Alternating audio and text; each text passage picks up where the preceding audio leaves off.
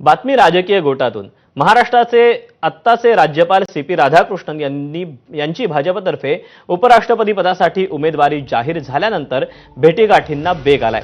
CP. Radhakrishnan यांनी दिल्लीमध्ये जाऊन पंतप्रधान मोदींची भेट घेतली, तसंच त्याआधी मुख्यमंत्र्यांनीही त्यांची भेट घेऊन अभिनंदन केलं। दरम्यान राधाकृष्णन हे जरी मूळचे तामिळनाडूचे असले तरी त्यांनी मुंबईत मतदान केल्याची आठवण फडणवीसांनी करून दिली। तर ठाकरे गट शरद पवार गटानं राधाकृष्णन यांना मदत करण्याचं आवाहन देखील मुख्यमंत्र्यांनी केलं। त्याचप्रमाणे महाराष्ट्राच्या राज्यपालपदी आता कुणाची वर्णी लागणार हे पाहणंही आता महत्त्वाचं ठरेल। नॉमिनेशन हम 20 तारीख 11 बजे करेंगे। सारे एनडीए के फ्लोर लीडर्स और NDA K members of parliament सबका हस्ताक्षर होगा।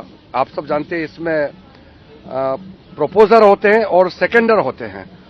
प्रपोज करने के बाद उस प्रपोजल में सेकंड करते हैं।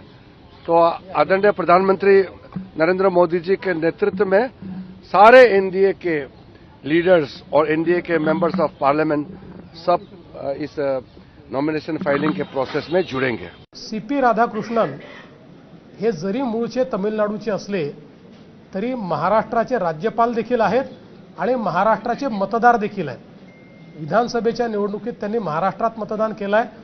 मतदार यादीत त्यांचं नाव महाराष्ट्रामध्ये आहे, मुंबईमध्ये आहे आणि ते उपराष्ट्रपती पदाचा जो फॉर्म भरणार आहेत त्या फॉर्ममध्ये त्यांना ते कुठले मतदार आहेत याचा पुरावा लावावा लागतो। त्यात ते महाराष्ट्राचे उमेदवार किंवा महाराष्ट्राचे मतदार म्हणून त्या ठिकाणी हा पुरावा लावणार आहेत आणि म्हणून महाराष्ट्राकरता ही विशेष आनंदाची गोष्ट आहे। त्याकरता आम्ही त्यांना सोडण्याकरता देखील गेलो होतो।